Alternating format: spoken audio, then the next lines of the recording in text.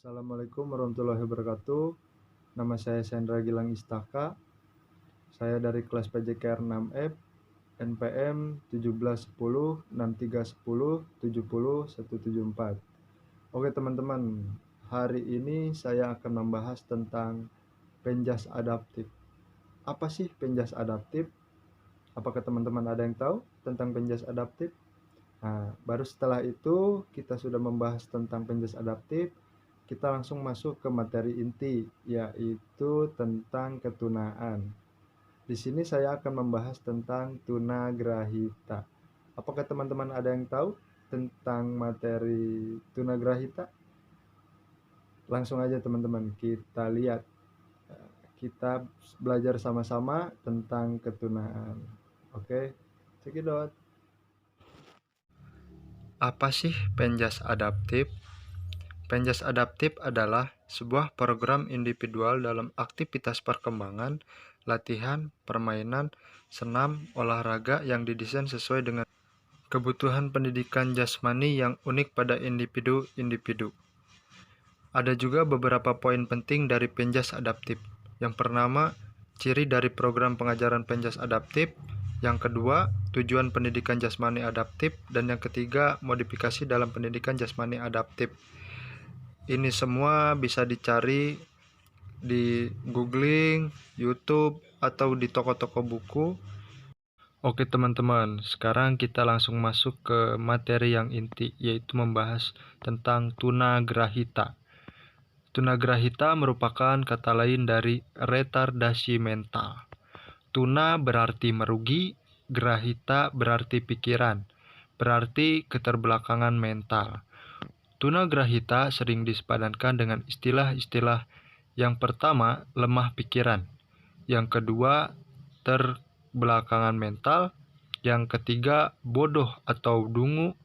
Yang keempat, oligofrenia. Yang kelima, mampu dididik. Dan yang keenam, mampu latih dan lain-lainnya. Oke teman-teman, sekarang kita masuk ke karakteristik tunagrahita. Karakteristik tunagrahita itu ada 3 teman-teman. Yang pertama, tunagrahita ringan. Yang kedua, tunagrahita sedang. Dan yang ketiga, tunagrahita berat. Sekarang kita akan membahas dulu tunagrahita ringan. Anak yang tergolong memiliki banyak kelebihan dan kemampuan. Mereka bisa dilatih misalnya membaca, menulis, dan berhitung. Tunagrahita ringan lebih mudah diajak berkomunikasi dan tidak memerlukan pengawasan yang ekstra seperti yang lainnya. Adapun klasifikasi tunagrahita menurut psikologi dibagi menjadi 3, yaitu yang pertama idiot, yang kedua imbecile, mampu dilatih, dan yang terakhir yang ketiga debil, mampu dididik. Oke teman-teman, sekarang kita masuk ke tunagrahita yang kedua, yaitu tunagrahita yang sedang. Kelemahan dari tunagrahita sedang, mereka tidak terlalu mahir untuk membaca, menulis, dan berhitung. Malah dari kebalikan daripada tunagrahita yang pertama, yaitu tunagrahita yang ringan. Dalam kehidupan sehari-hari anak tunagrahita sedang memerlukan pengawasan yang terus-menerus berbanding terbalik dengan anak tunagrahita ringan yang tidak perlu penjagaan terus-menerus atau ekstra teman-teman. Sekarang kita masuk ke tingkat kecerdasan atau IQ masing-masing tunagrahita ringan, sedang, dan berat. Biasanya, keterbelakangan mental yang biasa dikenal dengan anak tunagrahita biasanya dihubungkan dengan tingkat kecerdasan seseorang. Tingkat kecerdasan secara umum biasanya diukur melalui tes inteligensi yang hasilnya disebut dengan IQ. Oke teman-teman, yang pertama tunagrahita ringan, IQ-nya bisa sampai 70 sampai 55 saja. Yang kedua, tunagrahita sedang, IQ-nya hanya 55 sampai 40 saja. Dan yang terakhir yang ketiga, tunagrahita berat, IQ-nya hanya dari 40 sampai 25 saja teman-teman. Sekarang kita akan membahas faktor dan menyebabkan anak tunagrahita. Di sini ada 2 faktor yang menyebabkan. Yang pertama ada faktor internal dan faktor eksternal. Yang pertama, faktor internal. Faktor yang disebabkan karena faktor genetik, bahwa pada saat konsepsi pertemuan antara sel telur dan sperma yang masing-masing membawa sifat-sifat biologis yang akan diwariskan kepada embrio yang akan dibentuk kelainan yang terkandung. Kelainan yang dapat membuat cacat mental karena penyalkutonuria ialah kelainan metabolisme karena kurang B berfungsinya sehingga fungsi saraf terganggu warni. Sekarang yang B, faktor eksternal. Faktor eksternal yang disebabkan karena faktor berasal dari luar individu atau dari anak yang dapat mengakibatkan tunagrahita. Faktor eksternal ini banyak terkait dengan masa sebelum, selama, dan sesudah kelahiran anak dan adanya pengaruh sosial. Budaya di mana akan tinggal. Tunagrahita terjadi sebelum masa kelahiran anak karena misalnya si ibu terkena infeksi, salah obat, keracunan, dan lain sebagainya.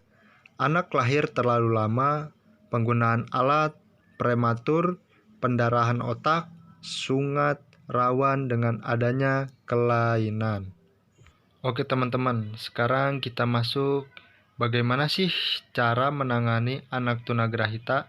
Di sini ada 9 teman-teman. Nanti kita akan bahas satu persatu. Di sini kendala dalam pengajaran anak tunagrahita berasal dari keterbatasan inteligensi yang mereka miliki.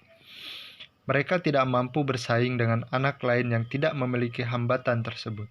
Karena keunikannya, tentunya diperlukan berbagai cara khusus untuk menangani dan memberikan pendidikan kepada anak tunagrahita. Yang pertama, kita harus memberikan pendidikan anak di sekolah yang terbaik. Pada beberapa anak, gangguan ini akan terdeteksi ketika ia memasuki usia sekolah. Orang tua perlu mendengarkan anjuran psikolog untuk menentukan sekolah yang terbaik bagi anak yang sesuai dengan kebutuhannya.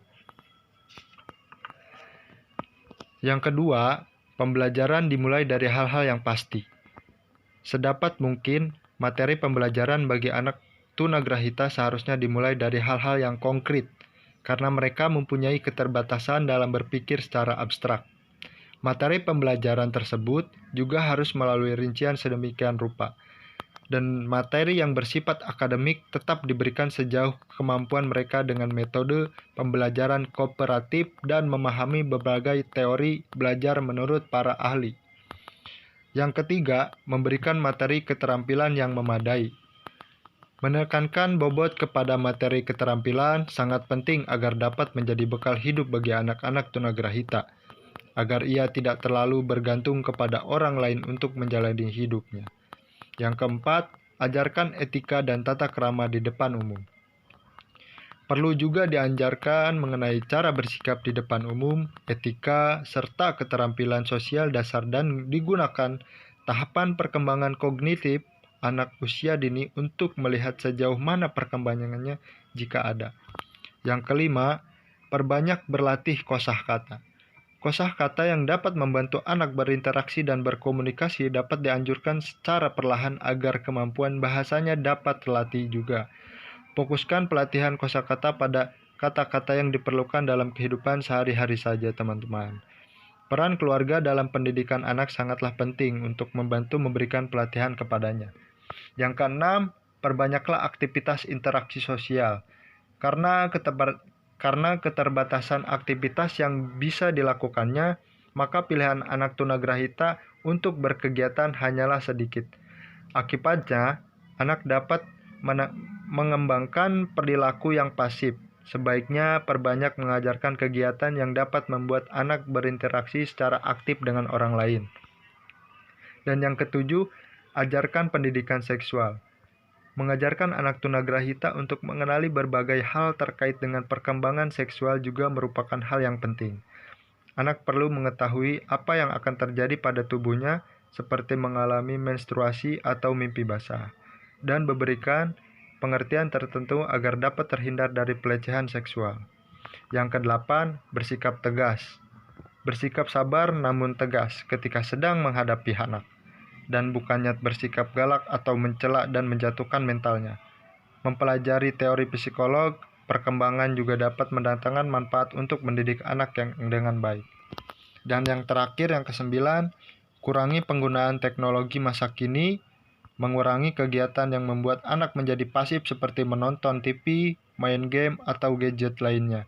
Perbanyak kegiatan fisik untuk anak, memberikan tugas-tugas ringan untuk anak agar mereka juga dapat menumbuhkan rasa tanggung jawab dan memotivasi anak, serta memberikan penghargaan dengan pujian atau ucapan positif. Hal ini juga dapat menjadikan cara mendidik anak berusia 2 tahun. Mungkin hanya segitu saja pembahasan dari saya. Kurang lebihnya mohon maaf. Mungkin ada salah-salah kata dari saya. Terima kasih sudah menonton. Wabillahi taufiq wal hidayah. Wassalamualaikum warahmatullahi wabarakatuh.